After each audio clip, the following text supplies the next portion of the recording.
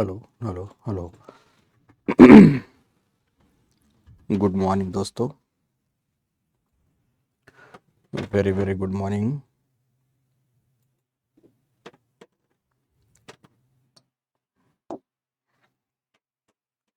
चलिए उपस्थित हो जाइए सभी।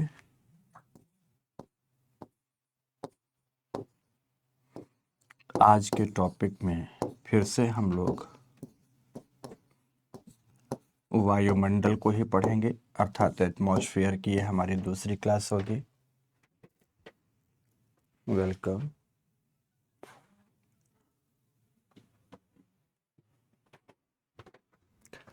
हम लोग यहाँ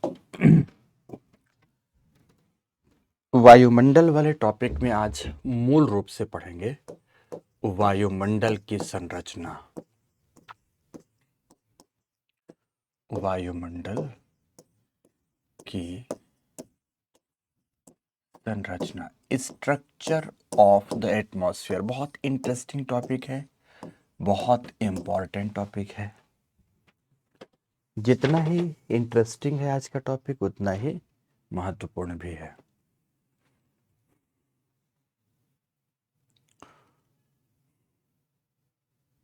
ठीक है,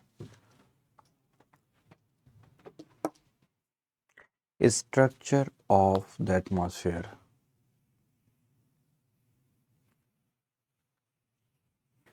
महावीर मोस्ट वेलकम बेटा।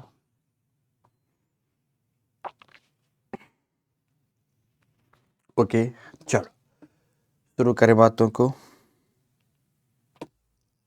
तैयार है सर?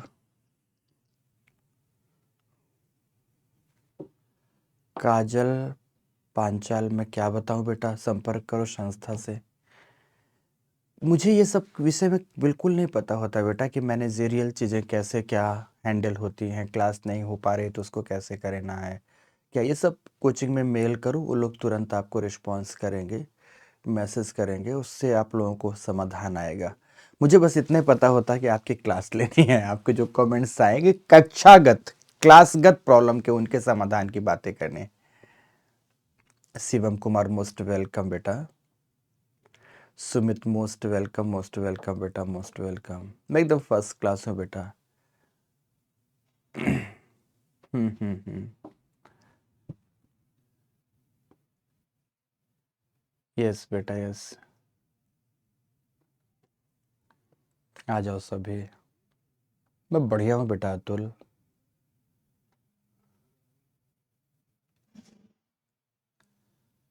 हम्म।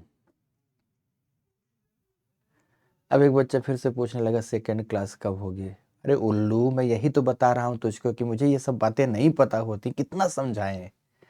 सोच ये रहे थे कुछ शायद काम का मैसेज आ रहा हो तो बच्चों का जवाब दे दें, पर ना, कुछ भी प्रश्न। कुछ लोग पूछ लेना मेरे घर में भोजन कितने बजे बनेगा, बताओ सर। ब्रेकफास्ट कितने बजे बनेगा, बताओ बताओ सर। आपको बताना चाहिए, आप टीचर हो तो एटलीस्ट बताना चाहिए। मेरी मम्मी रोटी कब पका के देंगी। ठीक है, देखो कितना मजा आए आप लोग पढ़ने पढ़ाने के कमेंट्स पर रहें और मैं उनके जवाब दूं, आपको डांटूं नहीं, कितना मजा आए, है ना। चल, तो शुरू करते हैं दोस्तों। वायुमंडल की संरचना, स्ट्रक्चर ऑफ द एटमॉस्फेयर को बेसिकली जो क्लाइमेटोलॉजिस्ट हैं इन्होंने दो आधारों पर इसे वर्गीकृत किया है। दो आधारों पर, सबसे पहले तापमान परिवर्तन के आधार पर दोस्तों, तापमान परिवर्तन के आधार पर, परिवर्तन के आधार पर वायुमंडल को स्ट्रैटिफाई किया।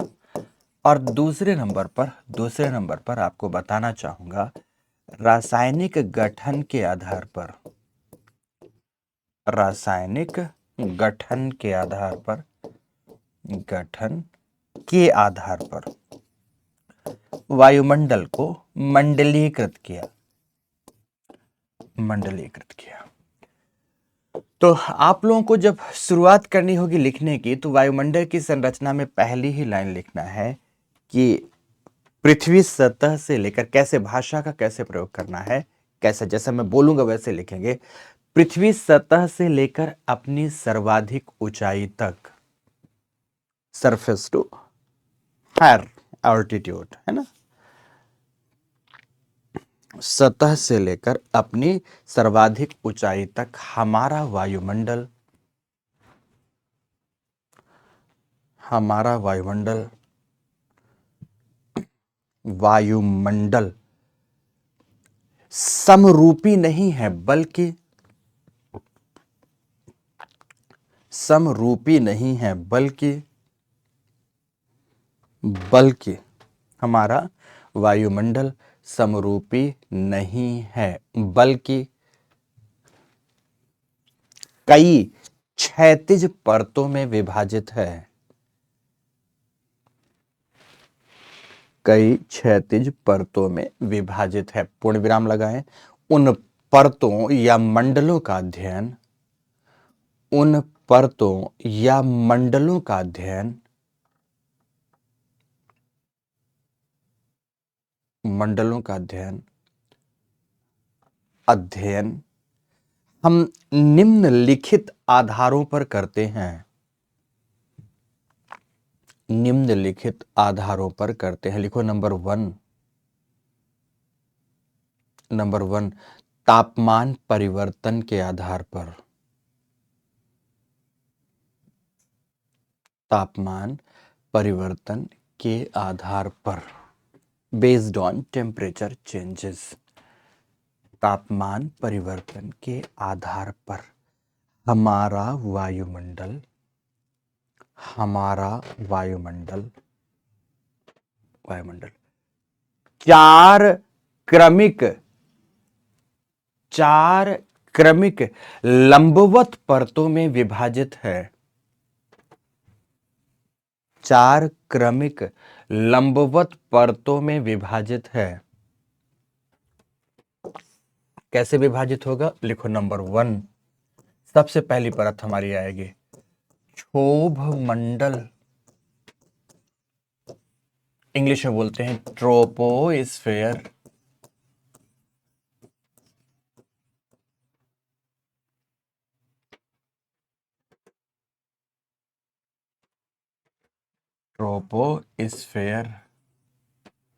ट्रोपोस्फेयर। नंबर 2 समताप मंडल, लिखते जाएंगे समताप मंडल, स्ट्रेटोस्फेयर, नंबर 3 मध्य मंडल,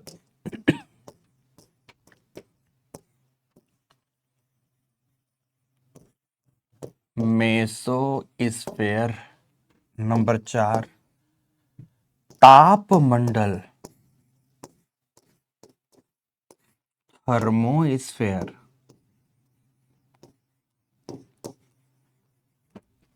थर्मोस्फेयर आगे 2 भागों में विभाजित हो जाता है।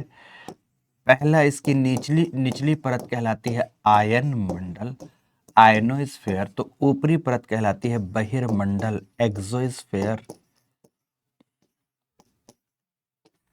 बहिर्मंडल, एक्सोस्फेयर।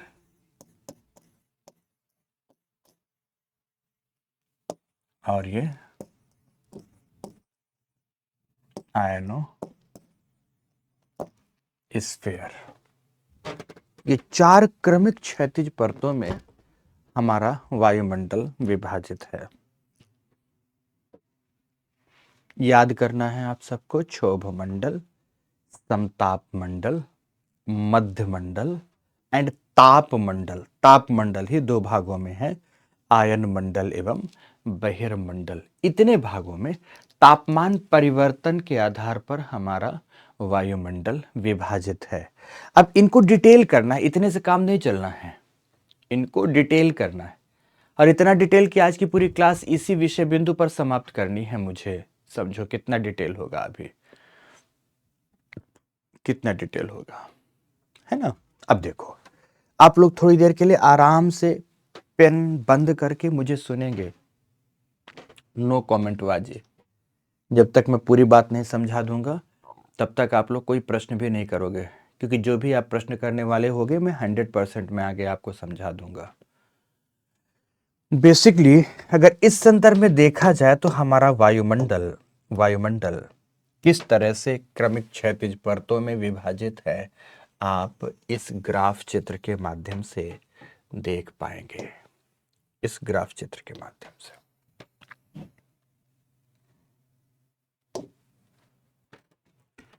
इस ग्राफ चित्र के माध्यम से देख पाएंगे। माना कि यहां पर हमने ले लिया, यहां ये ले लिया हमने अल्टीट्यूड या ऊंचाई ले लिया, और सारी की सारी ऊंचाई जाएगी यहां पर किलोमीटर में। किस में जाएगी? किलोमीटर में। सारी ऊंचाई किलोमीटर में जाएगी। और यहां हमने मोटे तौर पर दो ले लिया वेरिएंट। एक ले लिया तापमान और दूसरा वेरिएंट हमने ले लिया अक्षांश। अक्षांश, दो वेरिएंट या वेरिएबल हमने यहां के लिए ले लिया। इस बिंदु पर मान लो तापमान 0 है, इस बिंदु पर मान लो कि अक्षांश 0 है, इस बिंदु पर मान लो कि ऊंचाई 0 है। इस बिंदु से सभी चीजों की शुरुआत करनी है। तो दोस्तों ये है, मान लो पृथ्वी की सतह। रियलिटी ये है कि ये सरफेस ऑफ द अर्थ है, जो 0 का पॉइंट है। और सरफेस ऑफ द अर्थ यहां पर आपको इमेजिन करना है कि ये सी लेवल है।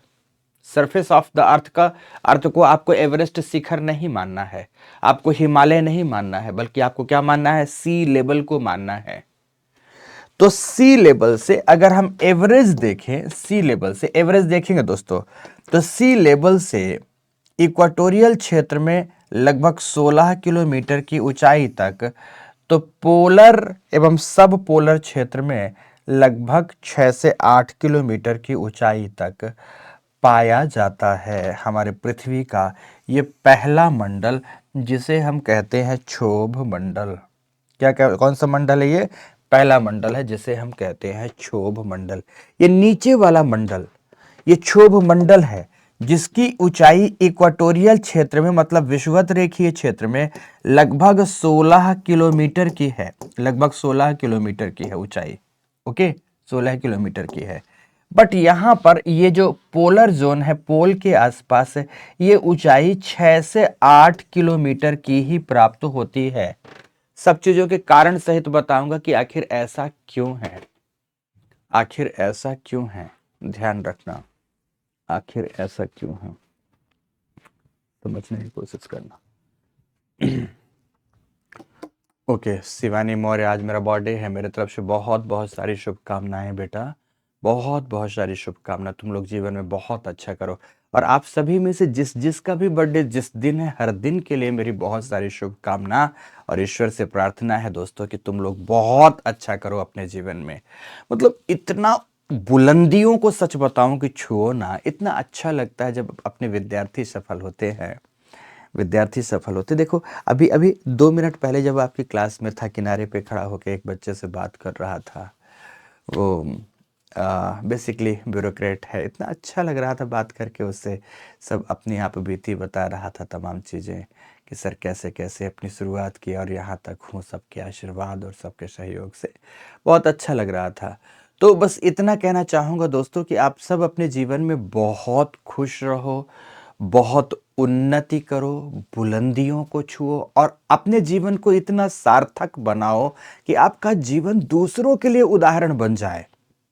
अपने जीवन को इतना इतना सार्थक बनाओ कि दूसरों के लिए उदाहरण बन जाए।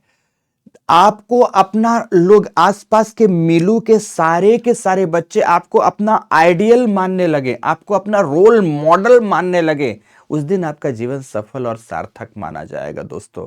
मैं तो इतनी प्रार्थना करता हूं, आपको लेकर इतना शुभ चिंतित रहता हूं दोस्तों। इन्हीं तमाम चीजों की शुभकामनाएं दोस्तों आप सभी के लिए, आप सभी के लिए। ठीक है, ओके, और बस इतना ही।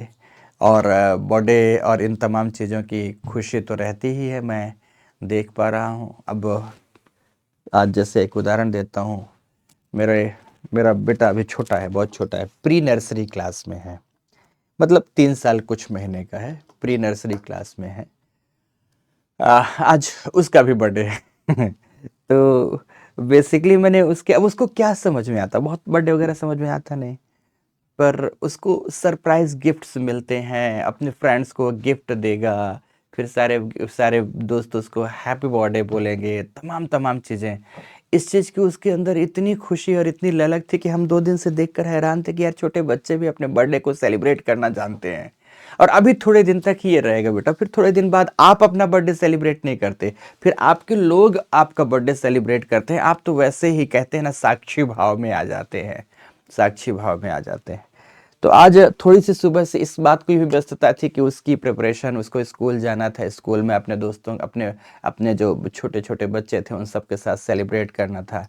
स्कूल में जो मैम्स वगैरह भी होती हैं उनके साथ भी वो लोग सेलिब्रेट करते हैं, छोटे छोटे बच्चे हैं इन सब में, तो वो सब बड़ा अच्छा लगता है। ओके ओके, मोस्ट वेलकम दोस्तों, मोस्ट वेलकम। और उसकी तरफ से आप सभी लोगों को thank you and thanks a lot.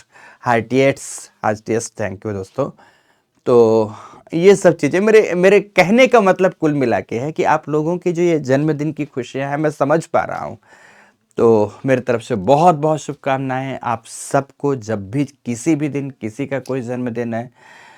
पर दोस्तों इतना ज़रूर बताऊं कि अपने जीवन को बेहद सार्थक बनाना है ना, ताकि मज़ा आ जाए। जब भी कहीं किसी मोड़ पर हम आपसे मिले ना, तो आपके चेहरे में एक गजब सी मुस्कुराहट हो और एक ठंडी सी सांस हो, इतना मज़ा आएगा ना दोस्तों आपको देख कर ना। देखो, मुझे मुझे या किसी भी शिक्षक को अपने विद्यार्थी से क्या चाहिए होता है, यही चाहिए होता है। और मेरी ये एक लालच है, अगर आप समझो कि मेरी ये लालच है तो लालच ही सही, लेकिन चाहता हूं कि आपका जीवन इतना उत्तम हो यार, कि कहीं मैं किसी कोने पे खड़ा होकर आपको देख रहा हूं तो बहुत खुशी मिलेगी दोस्तों, बहुत खुशी मिलेगी। ऐसा भी हो सकता है कि कल के डेट में मेरी बूढ़ी आंखें आपको पहचान भी ना पा रही हूं, ऐसा भी हो सकता है दोस्तों। ऐसा भी हो सकता है कि मैं बूढ़े तन के साथ आपकी उपलब्धियों को देखने के लिए कहीं पहुंच भी ना पा रहा हूं, लेकिन सच बताऊं, हृदय की जो खुशियां होंगी ना, वो उतनी ही बलवती होंगी जितनी आज आपको पढ़ाते हुए है, उतनी ही बलवती होती है। हाँ, ये जरूर मैंने नोटिस किया है कि धीरे धीरे समय बदला है। एक राजेश मिश्र ही हुआ करते थे कि अपने विद्यार्थियों के पक्ष में शिक्षकों को ताना देते हुए हमने एक बार अपने ही कॉलेज में यह कहा था कि गुरुजी से मास्टर जी हो गए। मेरी लाइन सुनना ध्यान से, कि गुरुजी से मास्टर जी हो गए, मास्टर जी से सर जी हो गए, लेकिन यह नहीं समझ पाए कि हम अपने शिष्य से कितना दूर हो गए, हम अपने शिष्य से कितना दूर हो गए। और जब मैंने ये कहा था तो मेरे गुरुजनों ने ही खड़े होकर खूब तालियां बजाई थी और कहा था कि सच बोले हो राजेश, सच कहते हो कि आज हम सब बदल चुके हैं, और वो जो शिष्य और गुरु की परंपरा जो भारत की अपनी आत्मा है उसको हम सब खोते जा रहे हैं। उन्होंने हमसे ये बात कहा। और दूसरे तरफ ध्यान से सुनना, दूसरे तरफ, लेकिन आज मैं ऑनलाइन कक्षाओं में इस बदलाव को दूसरे तौर पर देखता हूं। दूसरे तौर पर देखते हैं कि हम तो नहीं बदले यार आपके लिए। हाँ, डांटते जरूर है, डांटेंगे, डांटने का अधिकार आपने दिया है तो डांटेंगे। हम तो नहीं बदले, लेकिन विद्यार्थी बदल गए हैं दोस्तों, आप बदल गए हो। और जब आप बदलते हैं ना दोस्तों, तो सही बताऊं ना कि जिस दिन जवानी बदलती है ना, उस दिन जमाना बदल जाता है। तो आप लोगों ने तो जमाना बदलने की एक लकीरें खींचनी शुरू कर दी हैं, इसलिए काफी दुखी रहता हूं इस तमाम चीजों से, अच्छा भी नहीं लगता है। आप लोग अभी इस उम्र से ही तमाम प्रकार की वाहियात की हरकतें करने लगे हो, चीज़ों को समझते नहीं हो, अनुशासित नहीं रहते हो। हम कितना भी बोलते रहते हैं बेटा कमेंट्स मत करो, सीरियसली क्लास को लो, अच्छे से पढ़ो, लेकिन आप लोगों को लगता है कि शायद कमेंट्स आपका अधिकार है तो आप लोग आपस में चैट करते रहते हो। और ये सब चीज़ें ऐसा थोड़ी है हमारी नज़रों से ओझल हैं, ये सब चीज़ें हमारी नज़रों में हर वक्त रहती हैं। और हमारी नज़रों में सही बताएं तो आपको लेकर जो छाप बन रही होती है बहुत नकारात्मक बन रही होती है। और नकारात्मक छाप का एक असर क्या होता है, मैं एक बात बता दूं दोस्तों, किसी एक पेड़ के सामने जाकर ना रोज 100 गालियां दोगे ना, तो एक दिन वो पेड़ हरा भरा पेड़ सूखा हो जाता है।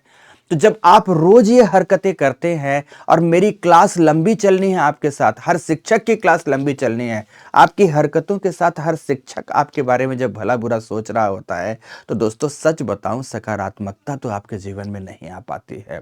इसलिए मेरे प्यारे दोस्तों, मैं हाथ जोड़कर आपसे गुजारिश इसलिए करता हूं कि आप राष्ट्र नियंता हो, आप राष्ट्र के भाग्य विधाता हो, आप राष्ट्र का भविष्य हो। तो मैं नहीं चाहता कि एक भी खिली हुई कली कभी मुरझा जाए। एक भी खिली हुई कली कभी मुरझा जाए, आप पर कभी नहीं सोचते दोस्तों। इसीलिए बार बार कहते रहते हैं कि मत किया करो ये सब, खूब ध्यान से पढ़ा करो, खूब सुबह आते ही गुड मॉर्निंग और अभिवादन हमारे और आपके बीच का हो गया। कोई टॉपिक से रिलेटेड आपका कोई क्वेरी है तो जरूर मुझसे आप पूछ सकते हैं, कोई क्वेरी जरूर पूछ सकते हैं। लेकिन तमाम तरह के कमेंट्स करते हैं ना दोस्तों, सच बताऊं मजा नहीं आता, मन फेडअप हो जाता है। कमेंट्स को इग्नोर करके इधर देखते हैं, कई बच्चों के उसमें जायज कमेंट्स भी निकल जाते हैं, हम नहीं पढ़ पाते तो उन बच्चों को लगता है कि सर शायद मेरे कमेंट्स का जवाब देना नहीं चाहते, जबकि ऐसा कुछ नहीं होता कि मैं उनके कमेंट्स का जवाब देना नहीं चाहता। कहाँ से बताऊं कि बेटा स्क्रीन में कुछ ही कमेंट्स एक बार में दिखते हैं तो वो कमेंट्स निकल जाते हैं, हम देख नहीं पाते हैं, और इतनी फुर्सत नहीं होती कि बार बार स्क्रीन पीछे करवा के वहीं नजर गड़ा कर रखें और उसके कमेंट्स को पढ़ते रहें, है ना। तो ये सब चीजें होती हैं दोस्तों, ये सब चीजें होती हैं। तो अगेन फिर से दोस्तों आपके उत्साह वर्धन के साथ फिर से बोलता हूं कि मेरी शुभकामनाएं और ईश्वर का आशीर्वाद सदा आपके साथ है मेरे प्यारे दोस्तों। मैं तो कहता हूं बस उठ खड़े हो जाओ और चूम लो बुलंदियों को। मैं सच कहता हूं दोस्तों, आपके कदमों के तले अगर आसमान ना हुआ तो बताना। इतना जोश और इतना उमंग आपकी इस जवानी में है, आपकी इस उम्र में है ना दोस्तों, कि पर्वतों को मसल दो ना तो उससे पसीना निकल जाए, लेकिन क्यों इन कमेंट्स और वाहियात की हरकतों में अपने जीवन को बर्बाद करते हो। मत करो, खूब पढ़ो, खूब मस्ती से अपनी जिंदगी को बनाओ, और ना केवल अपनी जिंदगी को बनाओ, मैं तो बोलता हूं आपकी मिलू आपकी तारीफें करने लगे, आप वहीं के वहीं रह जाओ, आपकी मिलू आपके तारीफों की कशीदे करने लगे दोस्तों, कितना खुशी होगी, कितना, सच बताऊं आसमां में आपके नाम बिखरने लगे, कितना मजा आएगा दोस्तों, कितना मजा आएगा। तो मैं इसलिए ऐसा कहता हूं, बाकी उसमें और आपका और मेरे बीच का निहित स्वार्थ क्या हो सकता है। ये ऑनलाइन कक्षाओं के जमाने में तो हजारों सैकड़ों विद्यार्थी सफल भी हो जाते हैं, हम तो उनका चेहरा भी नहीं देखे होते हैं, लेकिन बस लगता है कि अगर मेरे शब्द एक भी आपके काम आ सके ना, और उसमें आपका जीवन सार्थक और सफल बन सके, तो उससे ही मैं सफल हो जाऊंगा। बस यही आप पे अपनी सफलता खोजता एक शिक्षक आपसे निवेदन करता है दोस्तों कि बहुत अच्छे से पढ़ा करो। और निवेदन के साथ डांट तो बहुत जरूरी है। कहा भी गया है कि अगर पौधे के वृद्धि के लिए जल की जरूरत है, मतलब अभिसिंचित करने की जरूरत, तो दूसरी तरफ धूप भी दिखाना पड़ता है। तो बीच बीच में आपको धूप भी दिखाने का दायित्व तो हम पर होता है, वो कर्तव्य धूप दिखाने का हम पर होता है। बिना धूप कोई भी पौधा निश्चित रूप से मुरझा ही जाएगा। केवल जल के अभिसिंचन से पौधे का जीवन नहीं चलता, बल्कि धूप की तपिश झेलनी पड़ती है, और उस तपिश को झेलने के लिए बीच बीच में हमारी आपकी बीच की ये डांट भरी चीजें होती हैं। ठीक है, बस दोस्तों इतनी ही बात करनी है, बहुत हो गई बातें, इससे ज्यादा बात की जरूरत है नहीं। तो पहला मंडल में आते हैं। अब देखो, अब आ जाओ यहां पर। अब बोल रहा हूं नो मोर कमेंट्स, नो मोर कमेंट्स। जिन लोगों ने कमेंट्स कर दिया उसको अपने आप आने दो अपने फ्लो में, पर अब कम करो कमेंट्स दोस्तों। पढ़ा करो, खूब अच्छे से पढ़ा करो, मन लगा के। ये कोशिश किया करो कि जो क्लास में बैठकर पढ़ रहे हैं ना, 100% आज ही सीखना है दोस्तों। आपकी क्लास में इतना पढ़ा देता हूं कि काहे का ऑफलाइन, काहे का ऑनलाइन।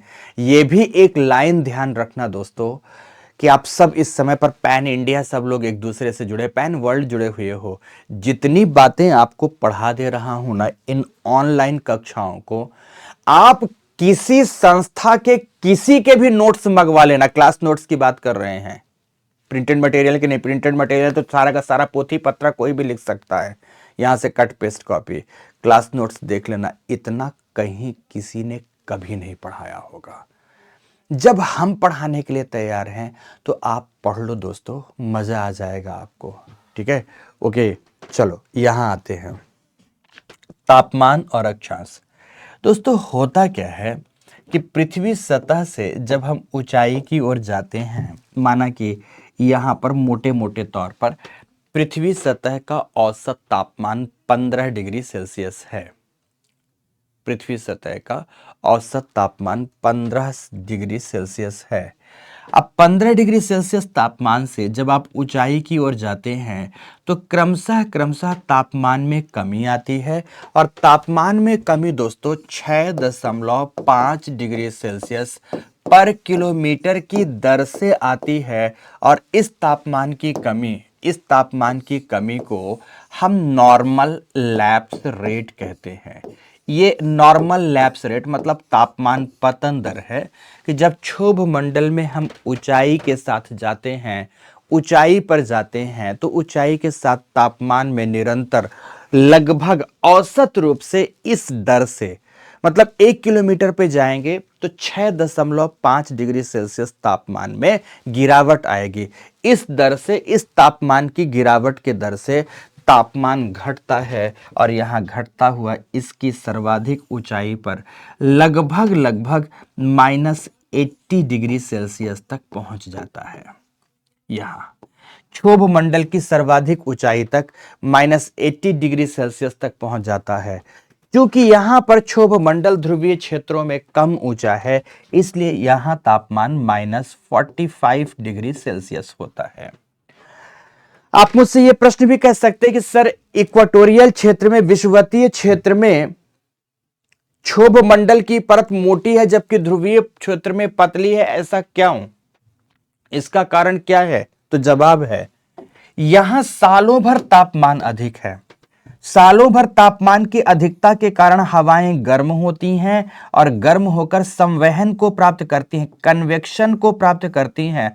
तो ड्यू टू कन्वेक्शनल इफेक्ट ये संवहन हो रहा है। यहां पर क्या हो रहा है? संवहन हो रहा है। Due to convectional effect equatorial क्षेत्र में या ट्रॉपिकल क्षेत्र में क्षोभ मंडल की ऊंचाई बढ़ जाती है। लेकिन ध्रुवीय क्षेत्रों में क्या होता है? ध्रुवीय क्षेत्रों में सालों भर तापमान निम्न है। सालों भर तापमान की निम्नता या अल्पता की वजह से ठंडी एवं भारी वायु का अवतलन होता है। तो ठंडी एवं भारी वायु अवतलित होकर यहां क्षोभ मंडल की ऊंचाई को कम कर देती है। तो यहां पर इसकी ऊपरी सीमा पर विषुवतीय क्षेत्रों में तापमान -80 डिग्री सेल्सियस के आसपास, जबकि ध्रुवीय क्षेत्रों में तापमान -45 डिग्री सेल्सियस के आसपास पाया जाता है। यही मंडल है जिसमें तमाम मौसमी गतिविधियां, चाहे बादल निर्माण की बात हो, चाहे वर्षण की बात हो, चाहे तो चक्रवात एवं प्रतिचक्रवातों की बात हो, चाहे पवन परिसंचरण की बात हो, पवन परिसंचरण की बात हो, ये तमाम प्रकार की गतिविधियां, जिसको आप मौसमी एवं जलवायविक दशाओं कह सकते हैं, तो इन तमाम प्रकार की गतिविधियां इसी मंडल से संबंधित है। ठीक है, इसी मंडल से संबंधित है। दोस्तों ध्यान से फिर से बताऊंगा, चूंकि मानव जीवन या पृथ्वी का जैविक जीवन पृथ्वी सतह से इसी क्षोभ मंडल द्वारा जुड़ा है, इसलिए यह इन तमाम गतिविधियों की वजह से बहुत ही महत्वपूर्ण हो जाता है। यह भी बता दूं कि 16 किलोमीटर की ऊंचाई पर जाने से लगभग 2 किलोमीटर की मोटी परत ऐसी आती है जिसमें तापमान ना तो बढ़ता है न घटता है, अर्थात कांस्टेंट हो जाता है, नियत हो जाता है, पॉज हो जाता, पॉज मतलब रुक जाता है। इसीलिए जो ये परत होती है 2 किलोमीटर की परत, इसे कहते हैं ट्रोपोपॉज, क्षोभ सीमा कहलाती है। अर्थात क्षोभ मंडल की ऊपरी 2 किलोमीटर की मोटी परत, जहां पर तापमान कांस्टेंट हो जाते हैं, जहां पर तापमान रुक जाते हैं, उसे हम क्षोभ सीमा कहते हैं। क्या कहते हैं उसे? क्षोभ सीमा कहते हैं, ट्रोपोपॉज कहते हैं। ये ट्रोपोपॉज की स्थिति आती है।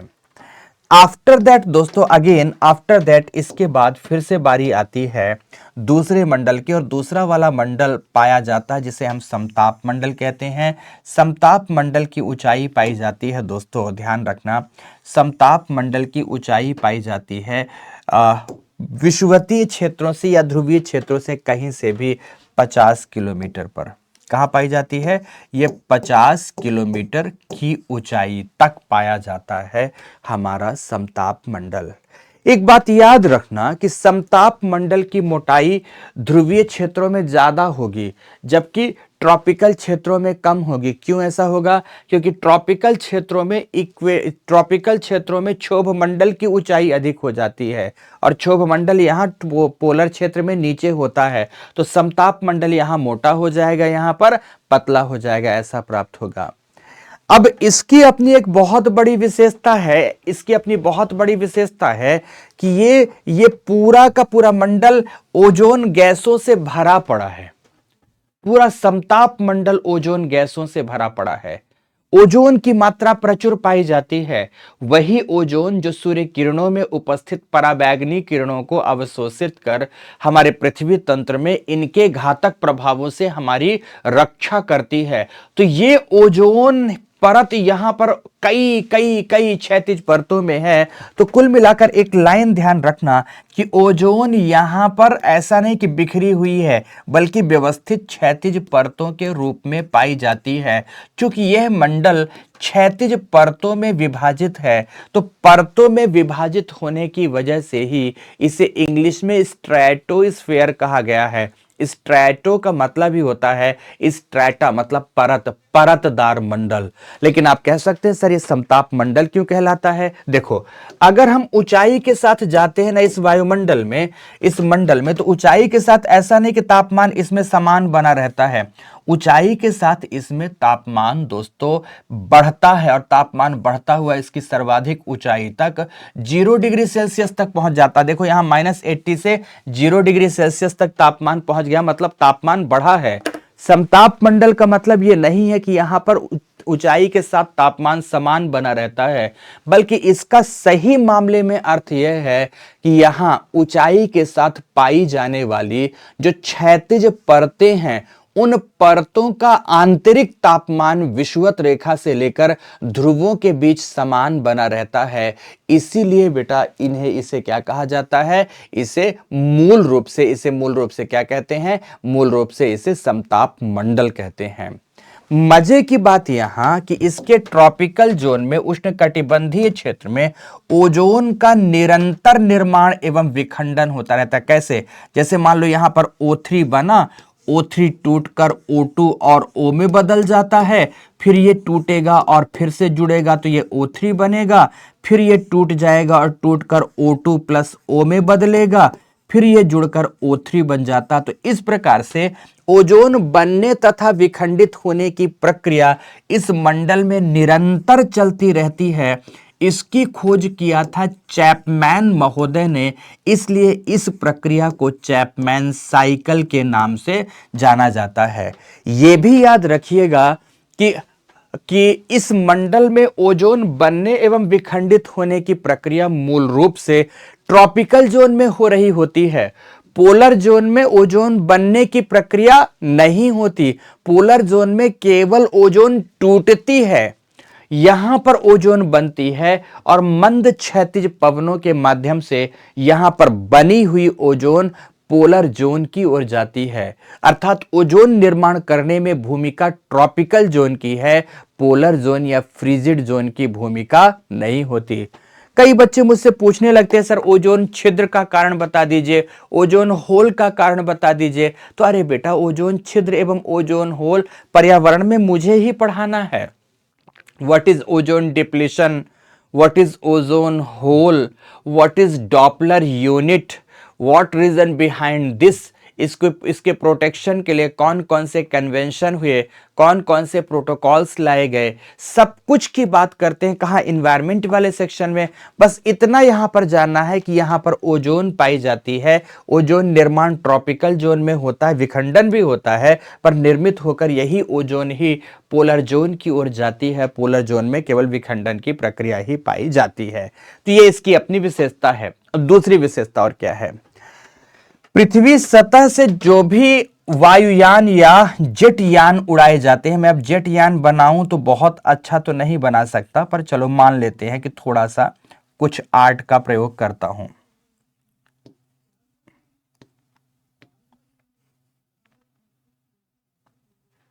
चलो मान लो ये एक जेट यान मैंने बना दिया। तो पृथ्वी सतह से उड़ाए जाने वाले समस्त जेट यान इसी मंडल में उड़ाने भरते हैं। क्यों? क्योंकि यह परत अत्यंत ही शांत होती है। यहां पर पवनों का विक्षोभ नहीं पाया जाता, बल्कि पवनों का मंद क्षैतिज प्रवाह पाया जाता है। इसीलिए सारे जेट यान इसी मंडल में उड़ाने भरते हैं। यहाँ एक विशेष प्रकार के बादल, इस मंडल के निचले हिस्से में एक विशेष प्रकार के चमकीले बादल पाए जाते हैं, जो कि ऐसा लगता है कि मोतियों से भरी हुई थाली है। मोतियों से भरी हुई थाली के भांति पाए जाने वाले इन चमकीले बादलों को क्या कहा जाता है? मदर ऑफ पर्ल क्लाउड कहते हैं।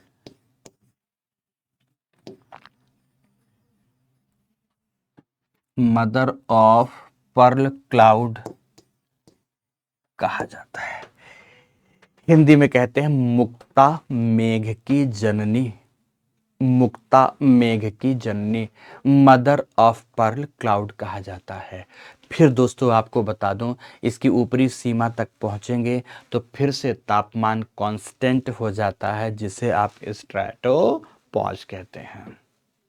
क्या कहते हैं दोस्तों? स्ट्रैटोपॉज कहते हैं।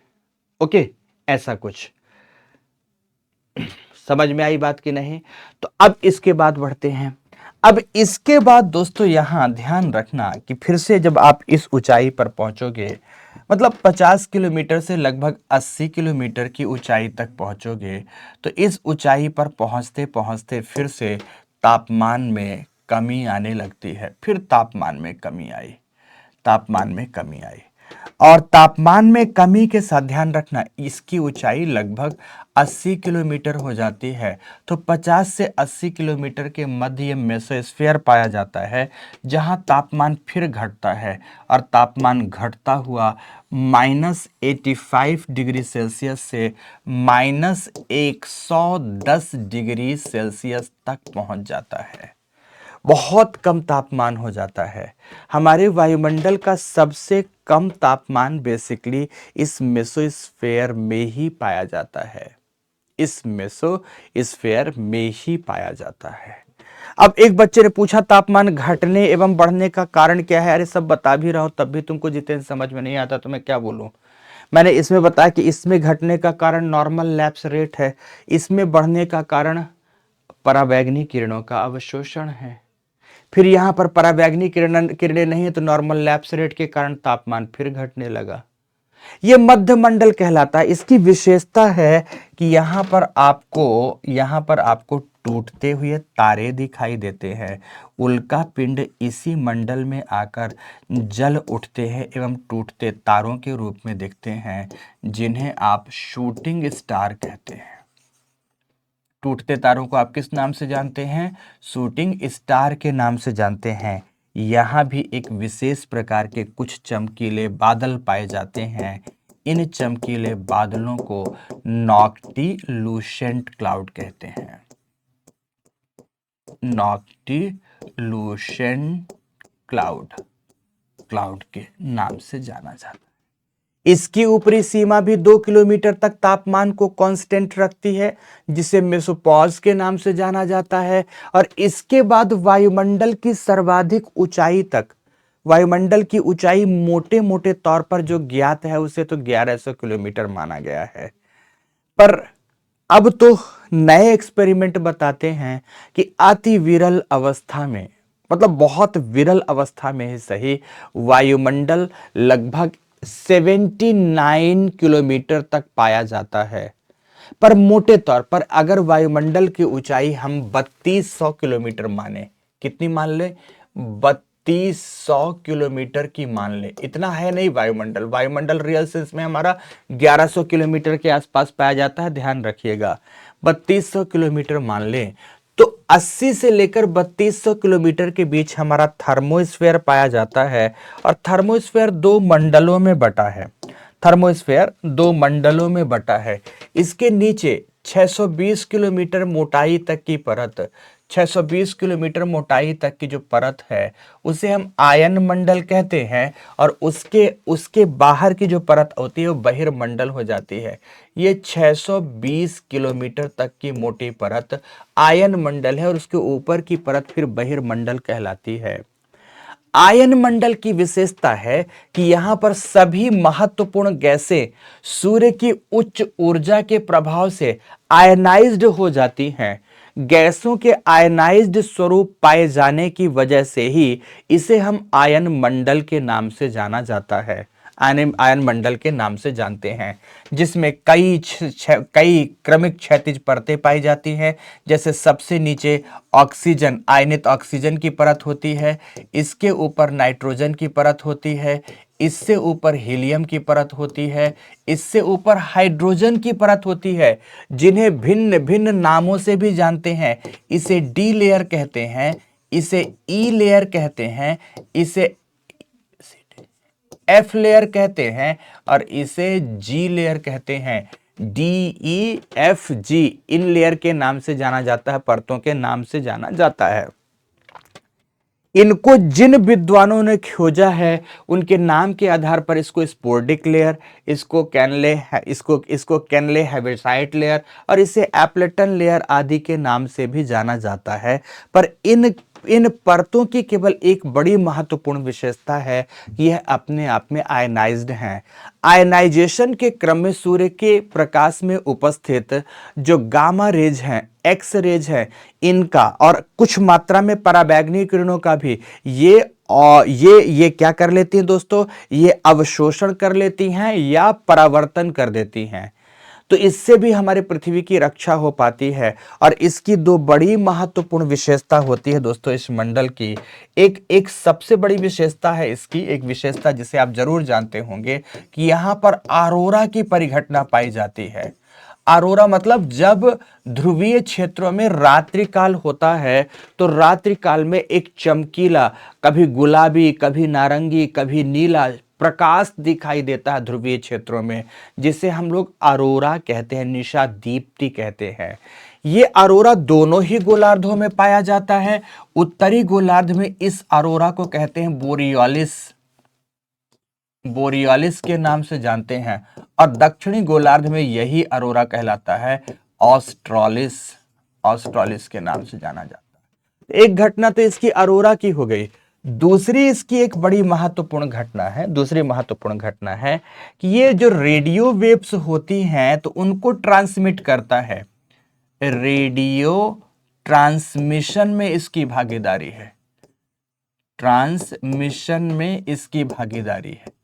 इसकी क्षैतिज परतें जब हम पृथ्वी से रेडियो वेव्स छोड़ते हैं तो इन्हें वो रिफ्लेक्ट करता है, ट्रांसमिट कर देता है पुनः पृथ्वी की ओर, जिससे हम रेडियो की तमाम प्रकार की संचार सुविधाओं को का लाभ उठा पाते हैं। अगर ये मंडल ना होता तो हम विविध भारती ना सुन पाते, हम बीबीसी लंदन ना सुन पाते, हम रेडियो एफएम ना सुन पाते। इसकी उपस्थिति की वजह से ही ऐसा सब कुछ हो पाता है। ड्यू टू आयनाइजेशन, आयनाइजेशन के क्रम में वायुमंडल का तापमान फिर बढ़ता है और तापमान बढ़ता है, बढ़ता है, बढ़ता ही जाता है। और दोस्तों ध्यान रखना, बहिर्मंडल में भी तापमान में निरंतर वृद्धि हो जाती है, क्योंकि आयन मंडल एवं बहिर्मंडल दोनों में तापमान बढ़ता हुआ लगभग 5800 डिग्री सेल्सियस तक पहुंच जाता है। इसलिए इन दोनों मंडल को संयुक्त रूप से ताप मंडल के नाम से, थर्मोस्फीयर के नाम से जाना जाता है। तो इस प्रकार से हमारा वायुमंडल इन 4 क्रमिक क्षैतिज परतों में विभाजित है: क्षोभ मंडल, समताप मंडल, मध्य मंडल एवं ताप मंडल। ताप मंडल के 2 भाग हैं, आयन मंडल एवं बहिर्मंडल। ये इन परतों की विशेषता है, ये इन परतों की, ठीक है, विशेषता है। ठीक, ओके। वायुमंडल में कौन सी गैस सबसे अधिक पाई जाती है, कल बता दिया हूं, नाइट्रोजन है 78 पॉइंट समथिंग। होमोस्फेयर और हेट्रोस्फेयर थोड़ी देर बाद बताएंगे रासायनिक गठन के आधार पर।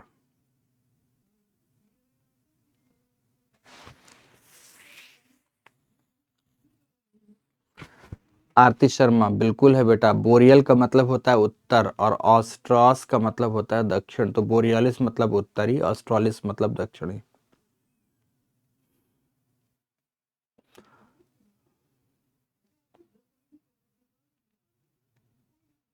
आयनोपॉज नहीं होता बेटा, थर्मोपॉज भी नहीं होता। भावना, क्या पूछना चाहते हो? प्रश्न पूछो। नम्रता, ठीक है बेटा, बहुत अच्छा। हर एक लाइन लिखाऊंगा अभी। आलोक, ठीक है बेटा, बिल्कुल लिखाएंगे।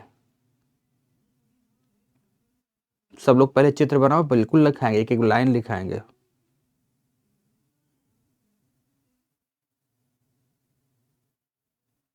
सर प्लीज डीपीपी भी करवाइए। ठीक जी सभाना, जो कहोगे आप सब कराएंगे बेटा।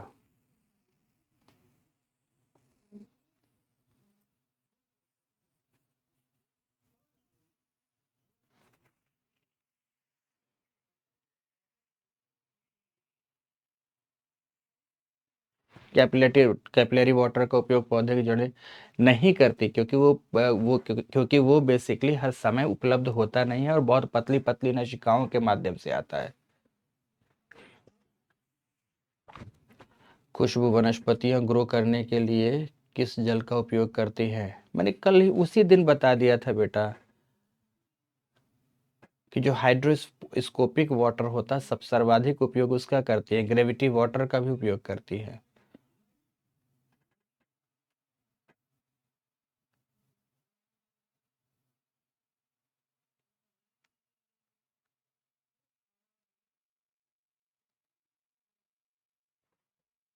सभी लोग डायग्राम बनाओ, चलो। बादल कैसे बनते हैं, बादल ही क्लास में बताऊंगा। लिखा चुका हूँ प्राची लोधी की संघनन की क्लास होगी, वर्षण की क्लास होगी तो बादल पढ़ाऊंगा। बिल्कुल विद्युत चुंबकीय तरंगों का सही संबंध है। नॉक्टिल्यूसेंट क्लाउड का मतलब है रात्रिकालीन बादल। ध्रुवों में भी बिल्कुल पॉज होता है। और रुद्रमेन सेंसर राइटिंग के बारे में पढ़ाएं, पहले ये पढ़ लो।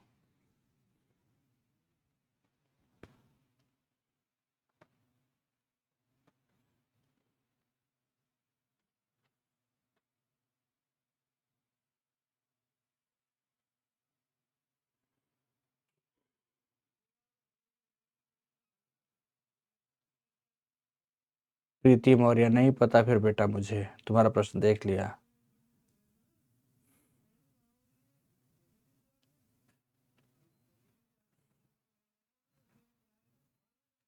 चलो बनाओ चित्र।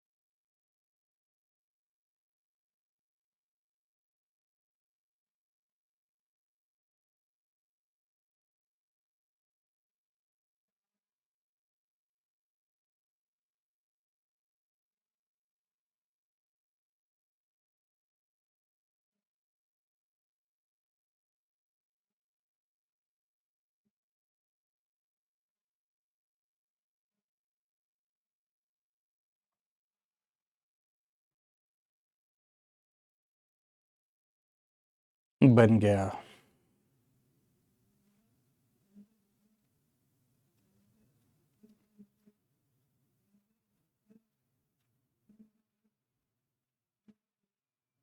चलो तो लिखना शुरू करो, बाकी जो भी प्रश्न है उनके जवाब एक एक करके आ जाएंगे, बचेगा ही नहीं आपका प्रश्न। जिनका भी प्रश्न मैंने देख भी लिया, ज्यादातर सबके प्रश्नों के जवाब अब लेखन के क्रम में आ ही जाएगा, तो लिखो सब ध्यान से। सबसे पहले हेडिंग दो, लिखो क्षोभ मंडल। क्षोभ मंडल लिखो। पृथ्वी के सतह से संलग्न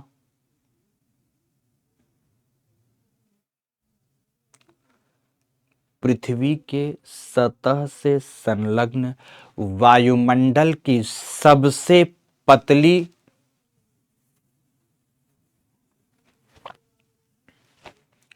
वायुमंडल की सबसे पतली परंतु सर्वाधिक घनत्व वाली सर्वाधिक घनत्व वाली गैसीय परत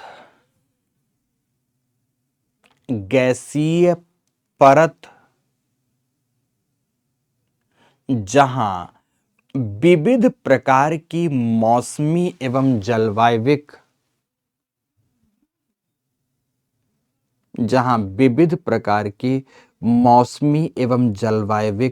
परिघटनाएं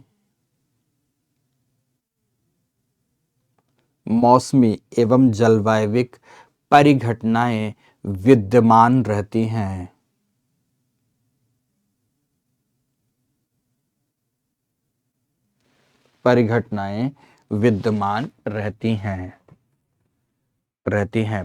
पूर्ण विराम।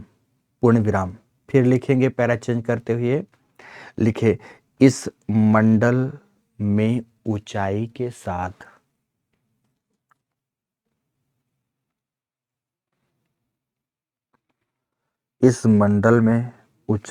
साथ तापमान में गिरावट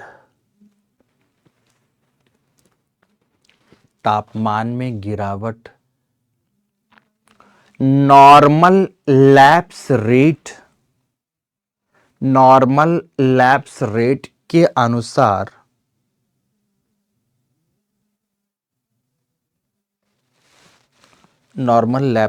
अनुसार पाई जाती है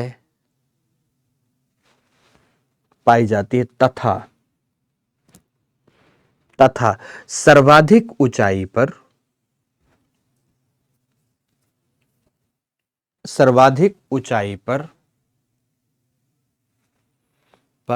तापमान घटकर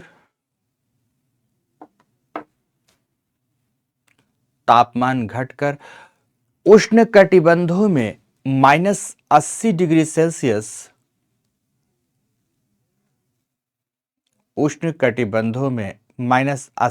सेल्सियस तथा ध्रुवीय क्षेत्रों में -80 डिग्री सेल्सियस तथा ध्रुवीय क्षेत्रों में -45 डिग्री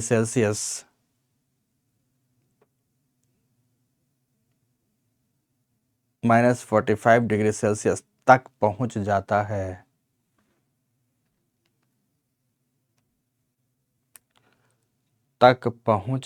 है। पूर्ण विराम 45 डिग्री सेल्सियस तक पहुंच जाता है, पूर्ण विराम। फिर लिखेंगे इस मंडल की ऊंचाई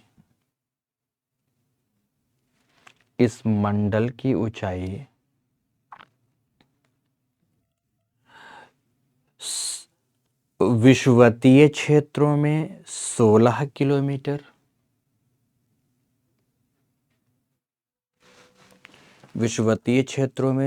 किलोमीटर, जबकि ध्रुवीय क्षेत्रों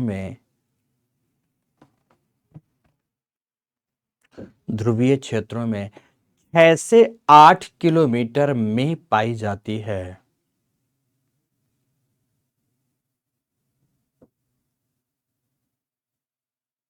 6 6 से 8 किलोमीटर में पाई जाती है।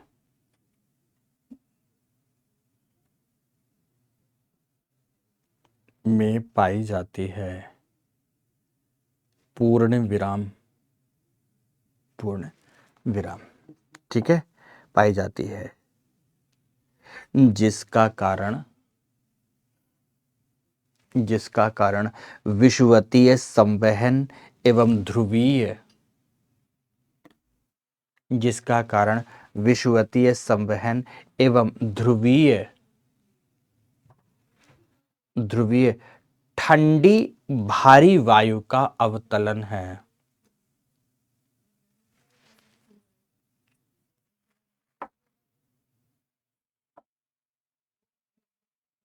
ठंडी भारी वायु का अवतलन है। पूर्ण विराम, पूर्ण विराम। बात समाप्त। इतनी ही बात यहां पर दोस्तों। ठीक है, अब दूसरे नंबर पर आइए।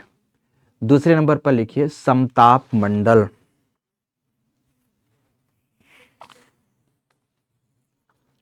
समताप मंडल डैश देकर लिखेंगे समताप मंडल के बारे में। क्षोभ सीमा के उपरांत, क्षोभ सीमा 2 किलोमीटर की मोटी परत होगी है, जहां ऊंचाई के साथ तापमान कांस्टेंट होगा।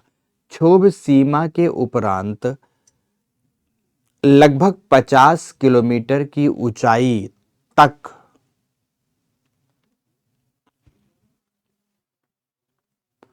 लगभग 50 किलोमीटर की ऊंचाई तक पाई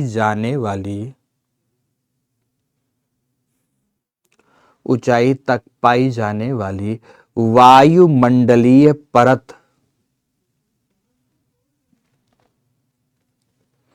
वायुमंडलीय परत जहां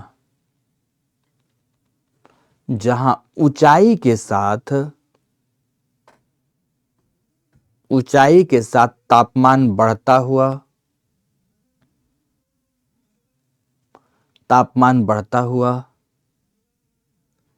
समताप सीमा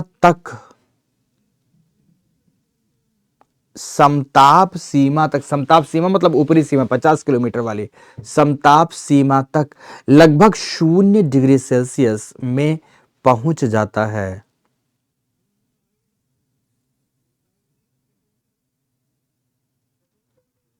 लगभग 0 डिग्री सेल्सियस में पहुंच जाता है। लगभग 0 डिग्री सेल्सियस में पहुंच जाता है। पूर्ण विराम लिखें। तापमान वृद्धि का कारण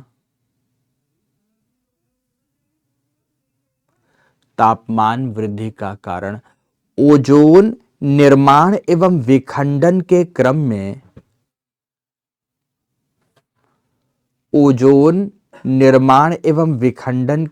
में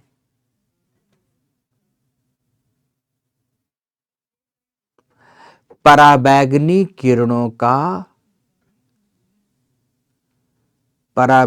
किरणों का अवशोषण है।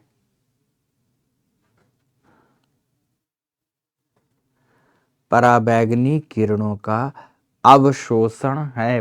पूर्ण विराम पैरा चेंज करके लिखो। क्षैतिज परतों में विभाजित इस मंडल को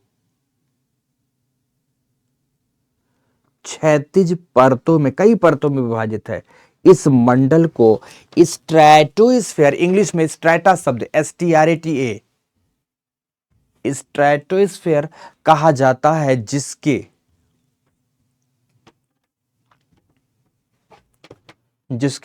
प्रत्येक आंतरिक परत का तापमान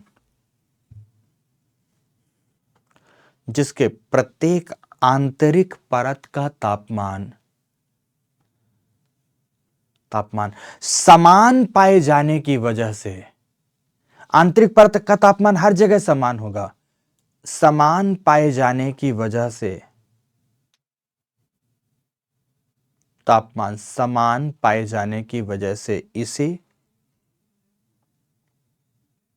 इसे समताप मंडल कहते हैं। समताप मंडल कहते हैं। पूर्ण विराम लगाकर इस मंडल की 3 महत्वपूर्ण विशेषताएं हैं। इस मंडल की 3 महत्वपूर्ण विशेषताएं हैं। नंबर 1,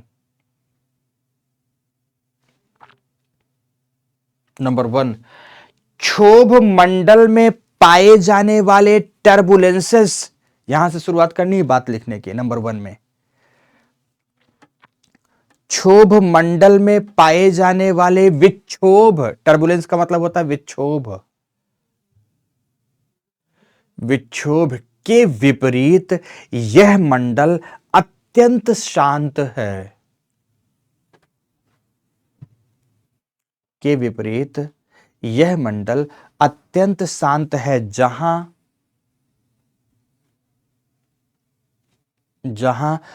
वायु का मंद क्षैतिज प्रवाह,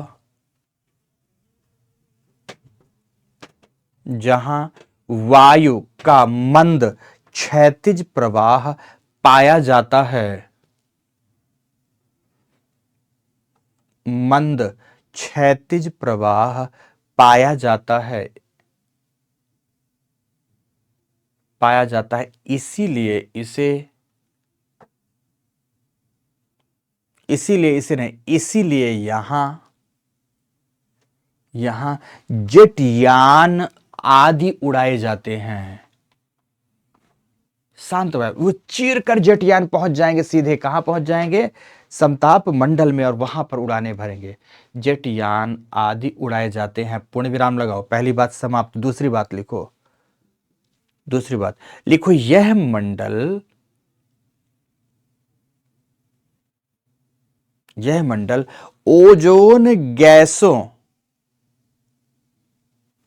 ओजोन गैसों के समूहन से भरा पड़ा है। ओजोन गैसों के समूहन से भरा पड़ा है,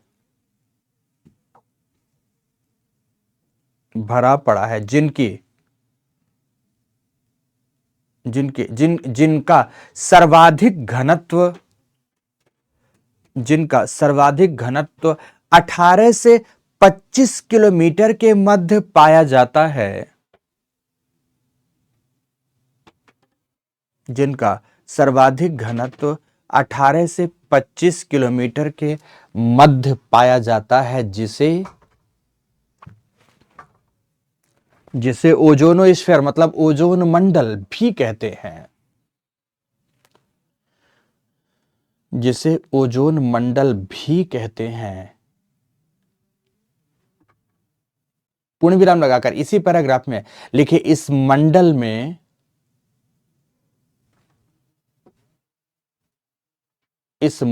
में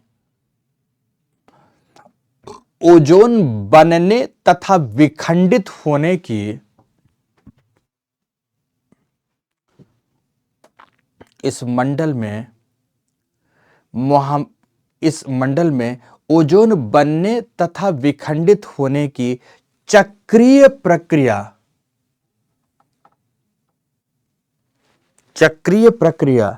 उष्ण कटिबंधों में, हर जगह नहीं, उष्ण कटिबंधों में निरंतर चलती रहती है। उष्ण कटिबंधों में निरंतर चलती रहती है, जिसे चैपमैन साइकिल कहते हैं।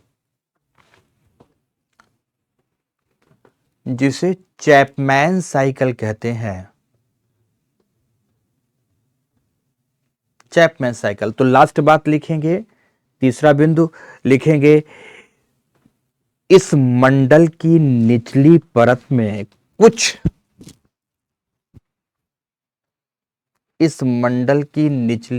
में कुछ अत्यंत ही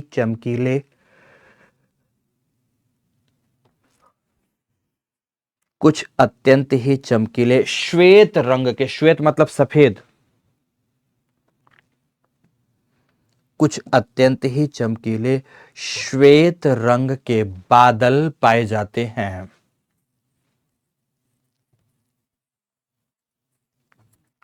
बेसिकली ये बर्फ के बादल है, हिम बादल है ना, बादल पाए जाते हैं जिन्हें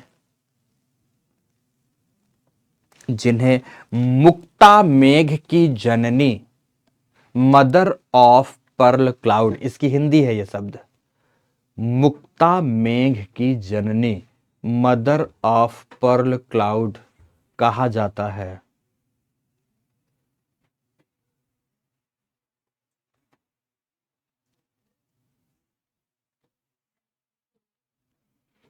मदर ऑफ पर्ल क्लाउड कहा जाता है। पूर्ण विराम, पूर्ण विराम, पूर्ण विराम लिखेंगे। नेक्स्ट तीसरा बिंदु, मध्यमंडल, मध्यमंडल। तो मध्यमंडल के बारे में क्या लिखेंगे? लिखेंगे समताप सीमा से, जिसको कहते हैं स्ट्रेटोपॉज, ये भी 2 किलोमीटर की मोटाई वाली परत है जहां पर ऊंचाई के साथ तापमान कांस्टेंट हो जाता है। तो क्या लिखेंगे? समताप सीमा से लगभग 80 किलोमीटर की ऊंचाई के मध्य,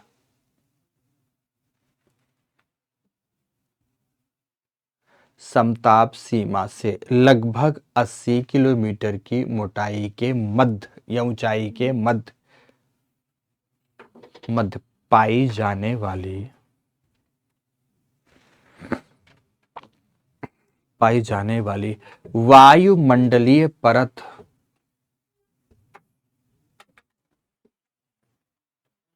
पाई जाने वाली वायुमंडलीय परत जहां ओजोन के अभाव से पुनः तापमान,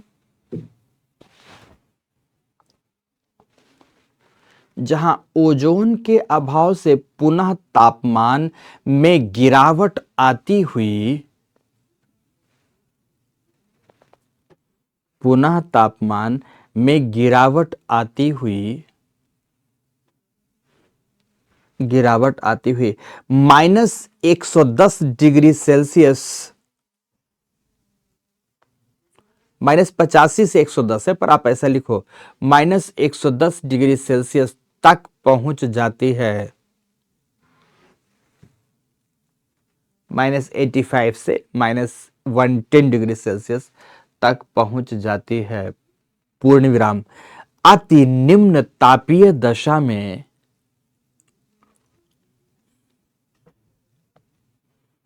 अति निम्न तापीय दशा में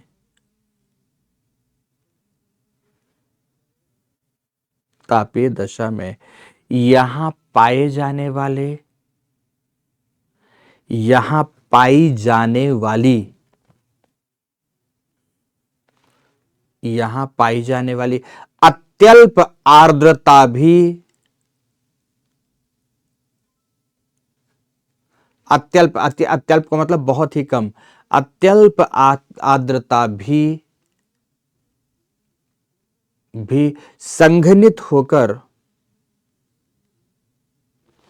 संघनित होकर एक विशेष प्रकार के बादलों का, एक विशेष प्रकार के बादलों का निर्माण करती है, विशेष प्रकार के बादलों का निर्माण करती है जिन्हें, जिन्हें नॉक्टिलूशन क्लाउड,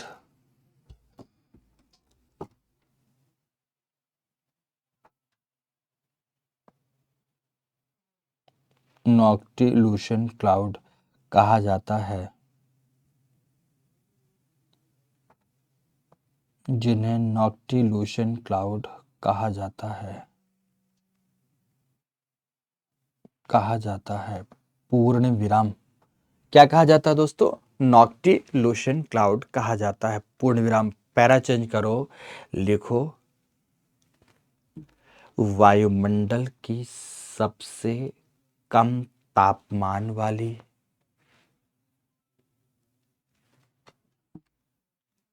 वायुमंडल की सबसे कम तापमान वाली,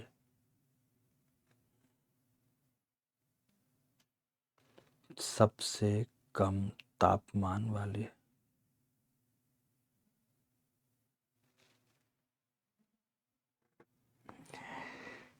इस वायुमंडलीय परत में ही प्रवेश करते ही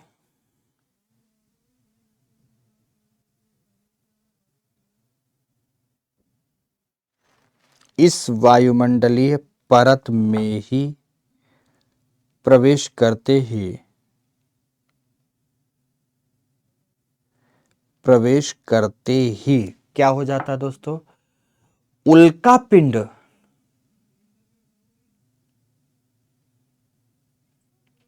उल्का पिंड प्रज्वलित हो उठते हैं, मतलब जल जाते हैं, है ना, प्रज्वलित हो उठते हैं।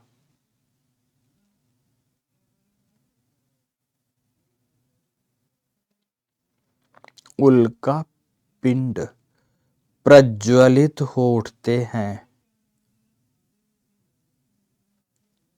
प्रज्वलित हो उठते हैं, जिन्हें जिन्हें टूटता हुआ तारा, जिन्हें टूटता हुआ तारा कहा जाता है।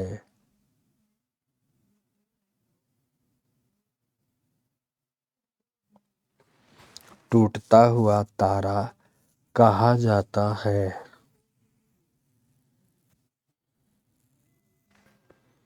कहा जाता है। पूर्ण विराम, पूर्ण विराम। नेक्स्ट, लास्ट लिखें, थर्मोस्फेयर, तापमंडल।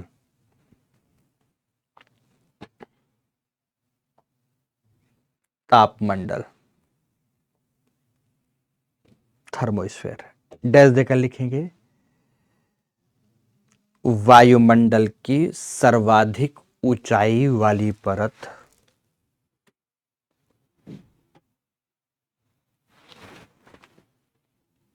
वायुमंडल की सर्वाधिक ऊंचाई वाली परत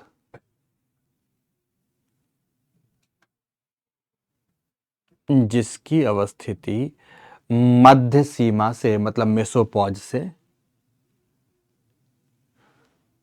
जिसकी अवस्थिति मध्य सीमा से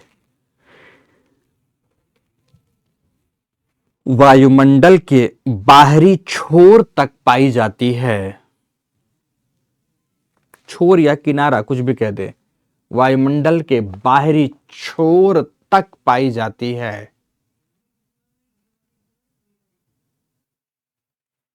छोर तक पाई जाती है, पूर्ण विराम लगाएं। जहां ऊंचाई के साथ गैसों के आयनीकरण के कारण, जहां ऊंचाई के साथ गैसों के आयनीकरण के कारण तापमान में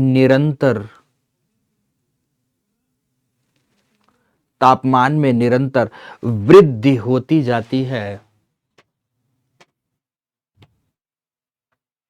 तापमान में निरंतर वृद्धि होती जाती है। पूर्ण विराम लगाओ, फिर लिखो पूर्ण विराम लगाकर, यह मंडल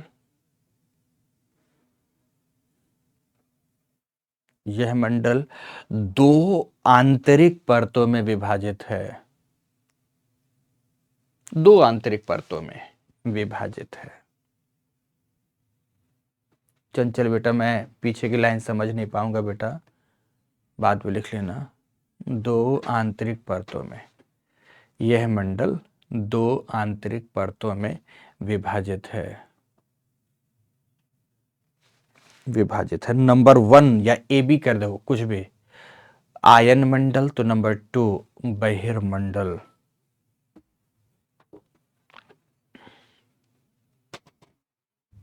आयन मंडल तो नंबर 2 बहिर्मंडल। ठीक है, अब क्या करेंगे, सबसे पहले आयन मंडल के बारे में लिखेंगे। तो हेडिंग दे दीजिए आयन मंडल, और आयन मंडल के बारे में लिखिए, मध्य सीमा से लगभग 620, ये एग्जैक्ट नहीं है, ध्यान रखना, मध्य सीमा से लगभग 620 किलोमीटर की ऊंचाई के मध्य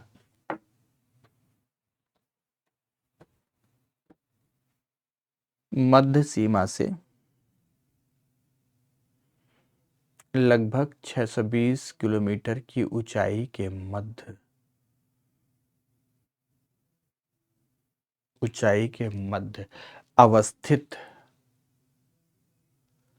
अवस्थित वायुमंडलीय परत जहां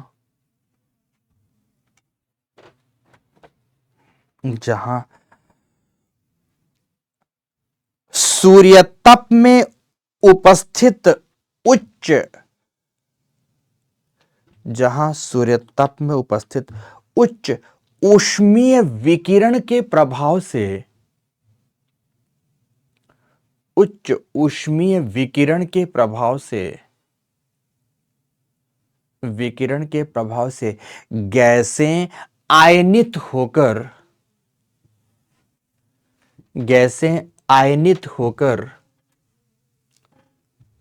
होकर क्षैतिज परतों का निर्माण करती हैं। आयनित होकर किसका निर्माण करती हैं? क्षैतिज परतों का निर्माण करती हैं। जैसे क्रम से लिखेंगे, ऑक्सीजन, नाइट्रोजन, हीलियम एवं हाइड्रोजन।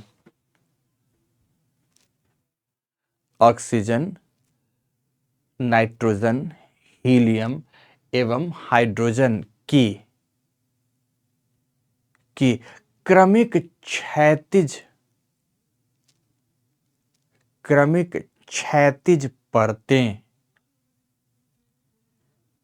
परतें जिन्हें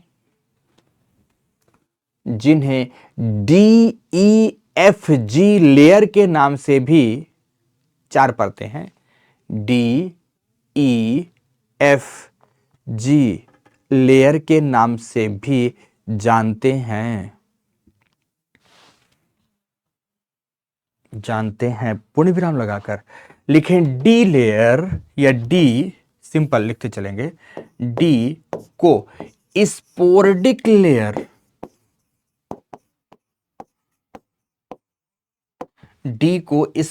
लेयर, ई को केनेले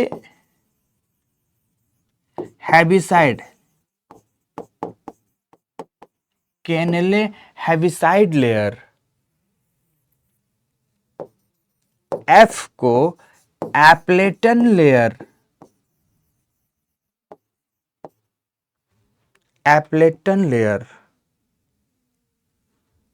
स्पोरेडिक, केनेले हैविसाइड, एप्लेटन लेयर के नाम से जाना जाता। जी को कोई अलग नाम नहीं दिया जाता है ना।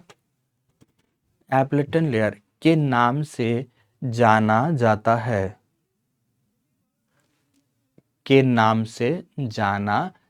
है।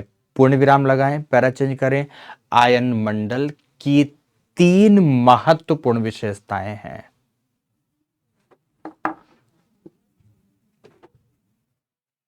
आयन मंडल की 3 महत्वपूर्ण विशेषताएं हैं।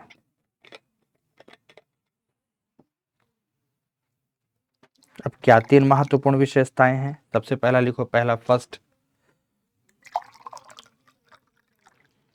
लिखें, आयनीकरण के क्रम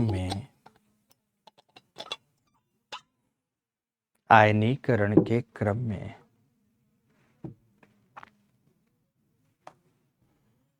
गामा रेज, एक्स रेज,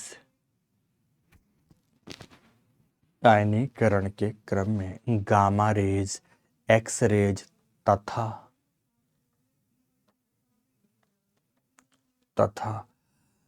पराबैंगनी किरणों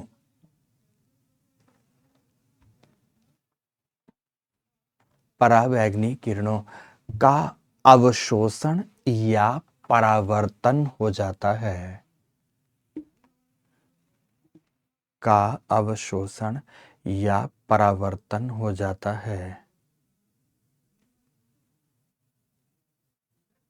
परावर्तन हो जाता है, जिससे जिससे पृथ्वी तंत्र की इन किरणों से रक्षा हो पाती है।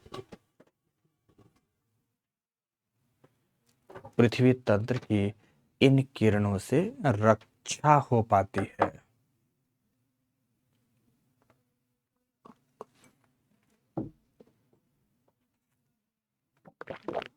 पूर्ण विराम, पहली बात समाप्त।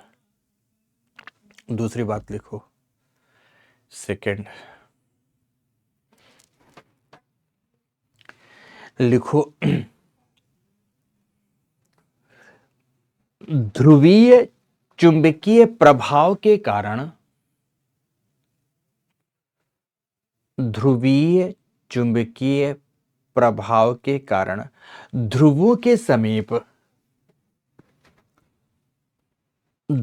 समीप एकत्रित आयनित गैसें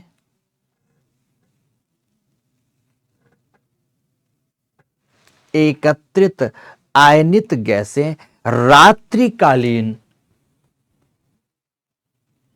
एकत्रित आयनित गैसें रात्रिकालीन चमकीला प्रकाश बिखेरती हैं।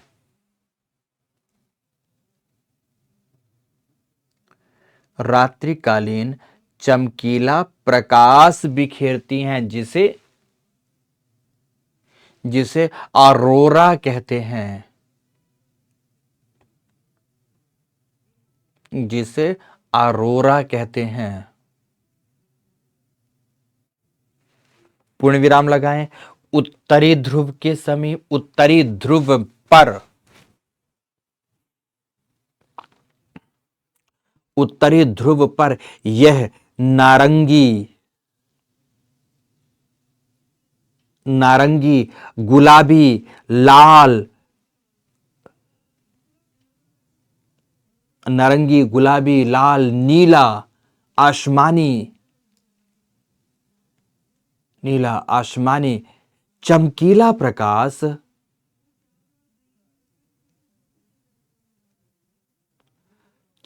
प्रकाश अरोरा बोरियोलिस,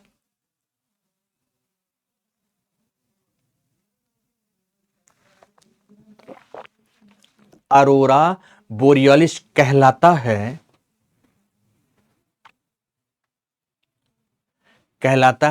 जबकि दक्षिणी ध्रुव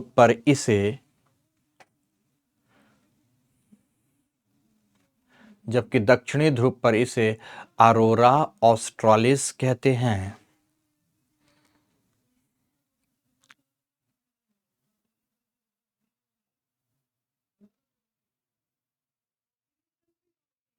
अरोरा ऑस्ट्रालिस कहते हैं।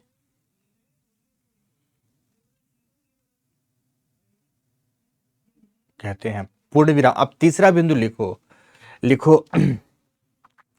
इस मंडल की क्षैतिज परतें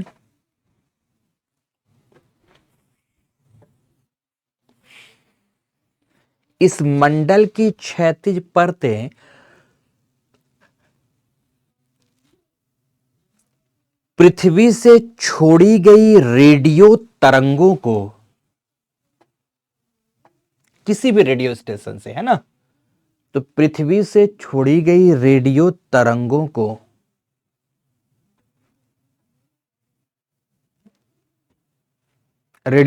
को पुनः पृथ्वी की ओर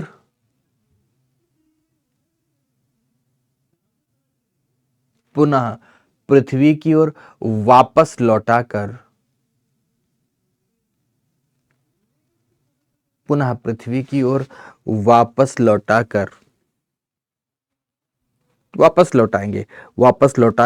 रेडियो संचार सेवाओं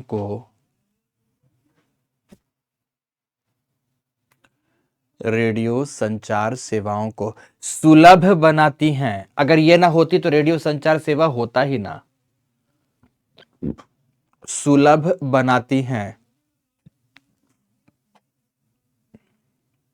जिनकी निचली परतें जिनकी निचली परतें दीर्घ रेडियो तरंगों को एवं ऊपरी परतें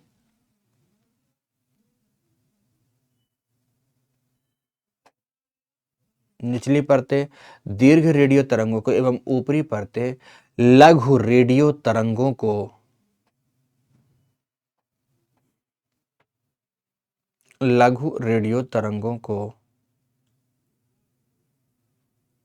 परावर्तित करती हैं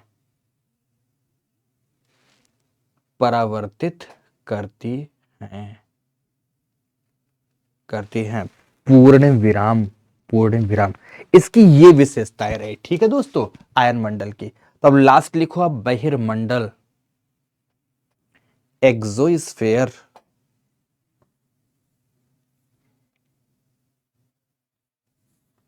डैश देकर लिखो यहां वायुमंडल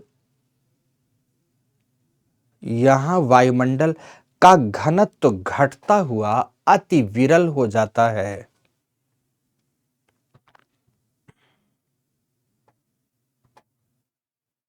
यहां वायुमंडल का घनत्व घटता हुआ अति विरल हो जाता है, इसीलिए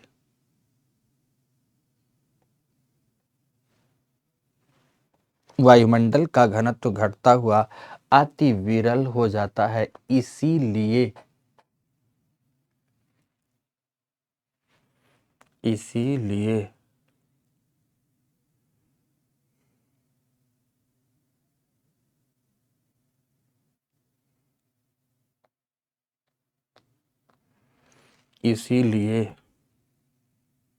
व्हाट क्या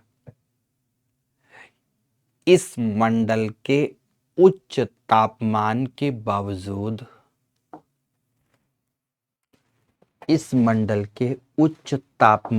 बावजूद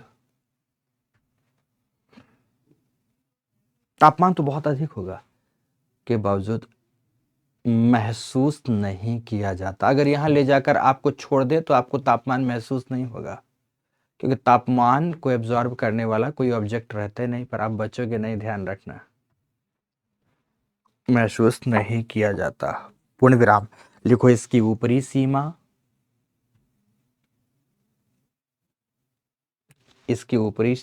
पर तापमान बढ़कर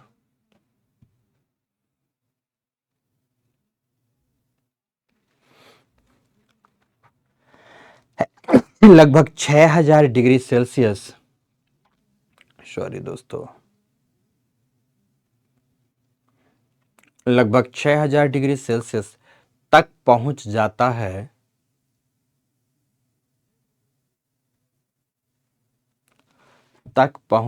है, जिसे नहीं जो अंतरिक्ष के पार सूर्य के कोरोना तक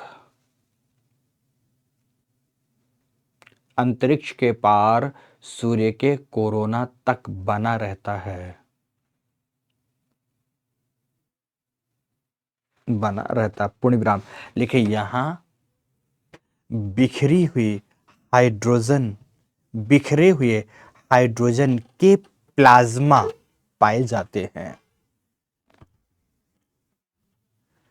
यहां बिखरे हुए हाइड्रोजन के प्लाज्मा पाए जाते हैं।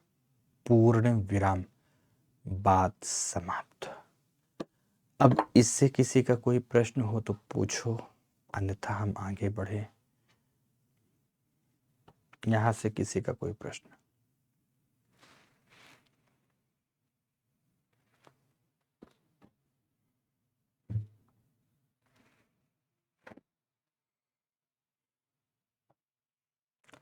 हिंदी मीडियम से रैंक 1। अब देखो ये लोग प्रश्न ये पूछ रहा है।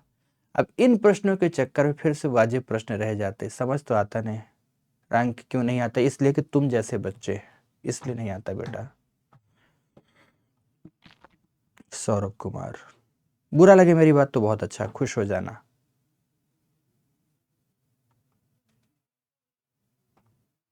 प्लाज्मा क्या होता है? स्टेज है, पहले ठोस, फिर प्लाज्मा, फिर तरल, फिर गैस। कौन बुक में है ये सब टॉपिक? नहीं पता, मोहित चौहान। अरोरा कैसे बनते हैं? जब चुंबकीय क्षेत्रों में एकत्रित आयनित गैसें चुंबकत्व के प्रभाव में आती हैं तो अरोरा बन जाता है। कोई क्वेश्चन नहीं, कोई क्वेश्चन नहीं, कोई कैसे सैटेलाइट होती है? बिल्कुल होती है, नो डाउट। मुझसे पॉज में टेम्परेचर कम होता, उल्का पिंड वायुमंडलीय घर्षण से जलते हैं, तापमान की वजह से नहीं। जी को नाम क्यों नहीं दिया जाता? क्योंकि उसकी उसकी खोज करने वाला कोई अलग वैज्ञानिक था नहीं।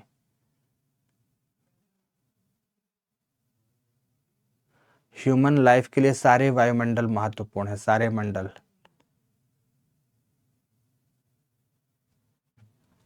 ऑक्सीजन की एटमॉस्फेयर में प्रेजेंट कहाँ तक? अभी लिखा है यहाँ पर ऑक्सीजन, देख लो रोहित बेटा, देखो बोर्ड में तुमको दिख जाएगा।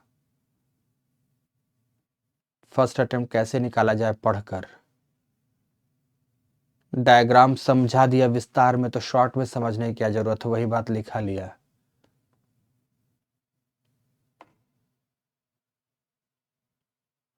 एटमॉस्फेयर में ध्रुव के साइड मोटी नहीं होती, पतली हो जाती है। हर्षिता अग्रवाल, तुम्हारे कमेंट्स को भी देख लिया। हाँ, इतने तुमने लिखा, मेरे कमेंट्स को भी देख लीजिए, पढ़ लीजिए। तो पढ़ लिया तुम्हारे कमेंट्स को।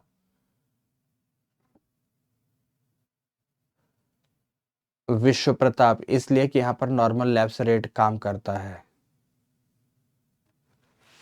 आयन मंडल तक ऑक्सीजन की मात्रा नगर, ऑक्सीजन की मात्रा तो दोस्तों 2 किलोमीटर ऊंचाई के बाद ही कम होने लगती है, तुमको सांस लेने में दिक्कत होगी। सैटेलाइट अलग अलग मंडलों पर रहती हैं।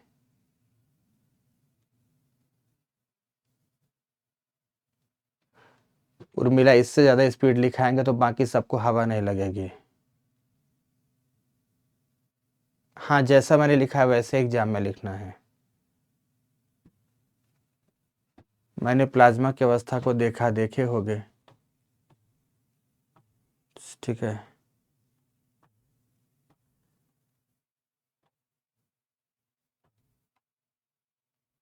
बिल्कुल पढ़ना है। गुंजना, क्या गुंजना? हाँ चौहान, ऐसे पढ़ना है।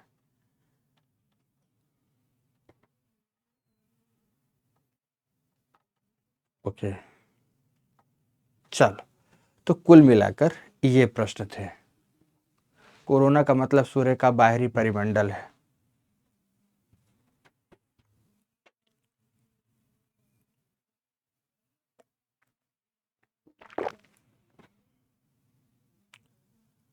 लैप्स रेट को सामान्य तापमान पतन दर कहते हैं। यहां से एग्जाम में क्वेश्चन आता है, पता नहीं कहां से आएगा, टॉपिक है इसलिए पढ़ा रहा हूं। कहां से क्वेश्चन आता है? अगर ये पता होता तो मैं सीधे तुमको क्वेश्चन पढ़ा देता और तुम जाके परफॉर्म कराती बिटिया। ठीक है, तो ये मंडल है। तो पहला तो हमने लिखा दिया आपको कि तापमान परिवर्तन के आधार पर वायुमंडल हमारा इन परतों में विभाजित है, इन परतों में विभाजित है। तो फिर नेक्स्ट अब दूसरा नंबर आप लिखिए, दूसरा ये सेकेंड नंबर लिखेंगे, रासायनिक गठन के आधार पर।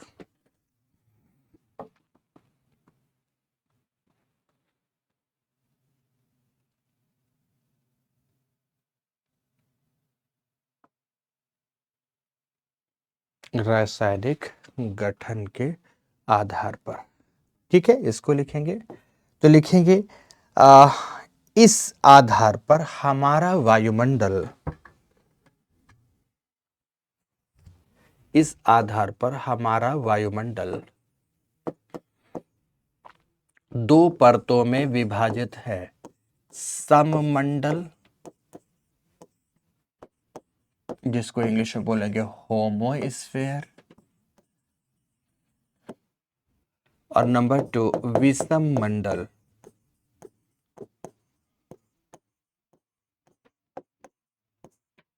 हेटेरोस्फेयर।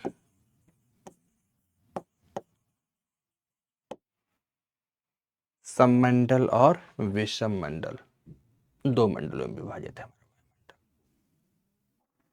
इस आधार पर केवल दो मंडलों में। तो सबसे पहला हेडिंग देंगे सममंडल, होमोस्फेयर। दो ही परतों में विभाजित। डैश देकर लिखेंगे पृथ्वी सतह से लगभग 88 किलोमीटर की ऊंचाई तक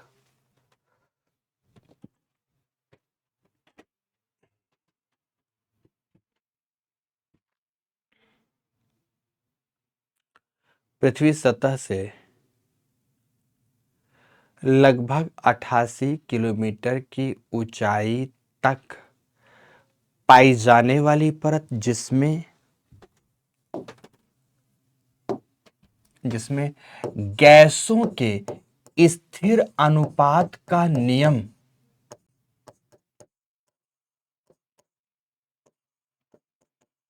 गैसों का स्थिर अनुपात का नियम लॉ ऑफ कांस्टेंट प्रोपोर्शन गैसों के स्थिर अनुपात का नियम लागू होता है अर्थात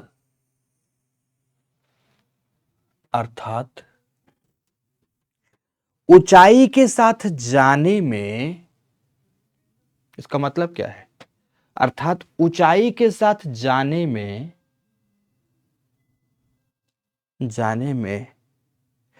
विविध गैसों की मात्रा विविध गैसों की मात्रा या घनत्व में कमी अवश्य आती है। गैसों की कुल मात्रा धीरे धीरे घटती जाएगी, कमी आएगी, में कमी अवश्य आती है,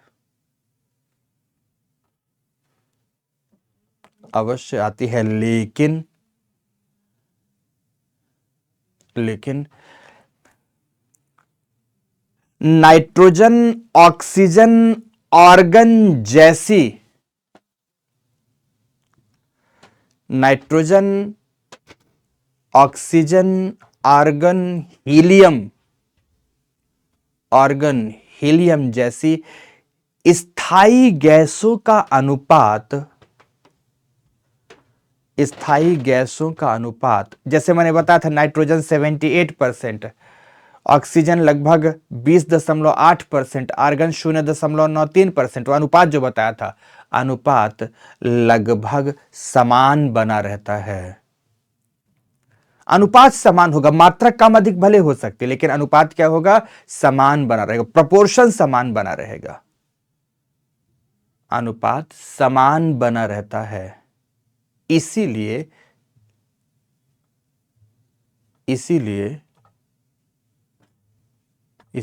इसे सममंडल कहते हैं।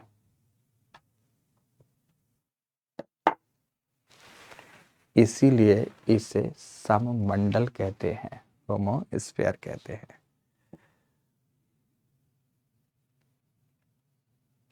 ठीक है, अब दूसरे के लिए लिखो, विषम मंडल लिखो, हेट्रोस्फीयर के बारे में लिखो। एक बिटिया पूछती है योग्यता कि सर प्रश्न भूगोल में सीधे सीधे आते हैं घुमा फिरा के आते हैं।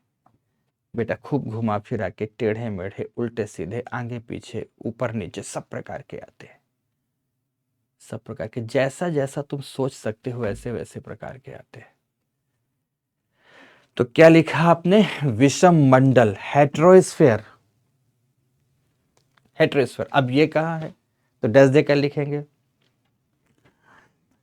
सममंडल से ऊपर की वायुमंडलीय परत,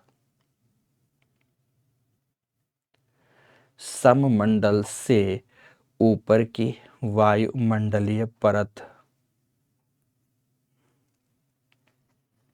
सममंडल से ऊपर की वायुमंडलीय परत जहां ऊंचाई के साथ गैसों की मात्रा घनत्व, ऊंचाई के साथ गैसों की मात्रा घनत्व के साथ साथ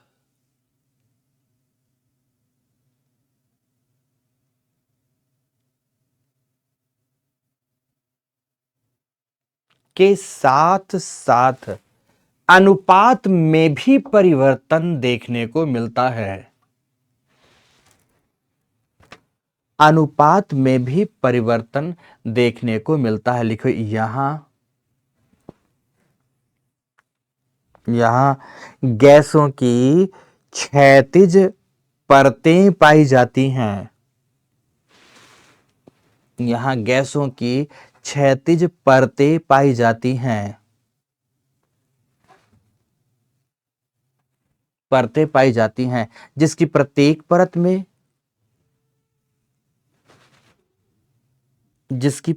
परत में आनुपातिक भिन्नता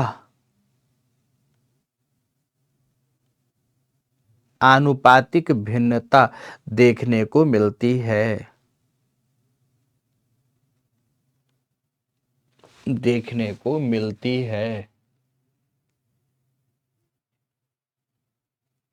पूर्ण विराम बात समाप्त।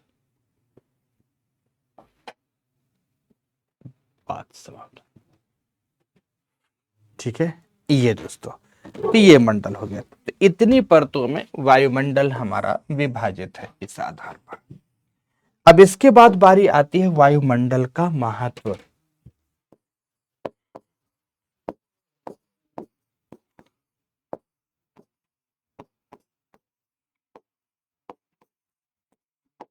वायुमंडल का महत्व, इंपॉर्टेंस ऑफ एटमॉस्फेयर।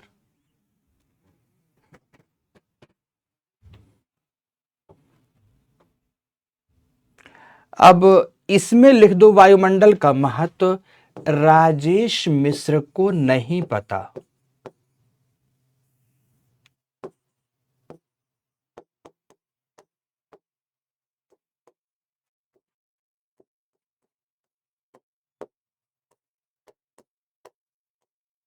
लिख दो अपनी कॉपी में। पहली लाइन ये लिखो, दूसरी लाइन भी लिखना पड़ेगा। आप अपने लिए लिखना, मैं आपके लिए लिख रहा हूं कि आप स्वयं ज्ञान सिंधु हैं। आप स्वयं ज्ञान सिंधु हैं। तो अपने सिंधु में गोते लगाइए और लिख डालिए वायुमंडल को। अगर अब जान गए हो वायुमंडल क्या है, हवा खाते हो, हवा पीते हो, हवा सोते हो, हवा जगते हो, जो जो कर रहे हो, मुझे नहीं पता वायुमंडल के बारे में आप क्या क्या जानते हो। वायुमंडल में नाचते गाते हो, क्या करते हो, किस संदर्भ में महत्व है आपके वायुमंडल का आपके जीवन में, मुझे नहीं पता। अगर आपने कभी जिया हो वायुमंडल में, कभी वायुमंडल के आसपास रहे हो, गए हो कभी वायुमंडल के आसपास, तो बता देना कि सर मैं गया हूं, और मैं लिख लूंगा। तो क्या लिखना है कि आप यहां, आपकी जगह हम लिखना, मैं लिखना, अपने लिए लिखना मैं स्वयं ज्ञान सिंधु हूं, ऐसा लिखना। और अपने ज्ञान सिंधु में गहरे गोते लगाकर या सागर मंथन कर 14 रत्नों को यहां से निकालूंगा। तो निकाल डालिए रत्न, निकाल डालिए रत्न।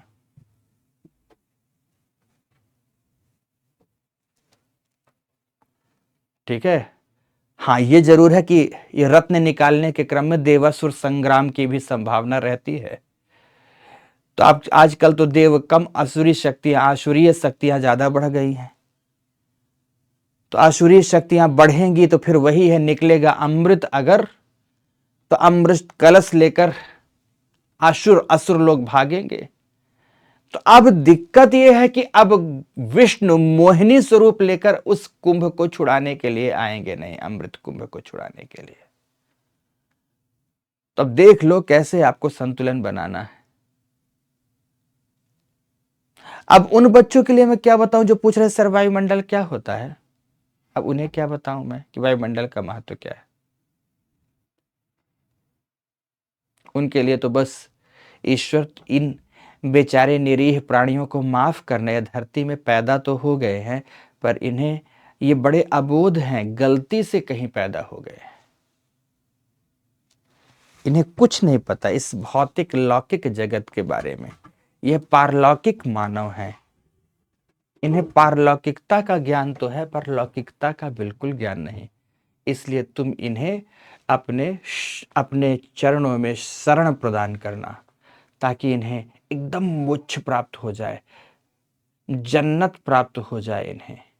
अब क्या बोलो बेटा, क्या बोलो। कि ये है वायुमंडल की संरचना। समझ में आ गई? बस इस टॉपिक को इतना ही। इसके बाद हेडिंग देंगे वायुमंडलीय तापमान।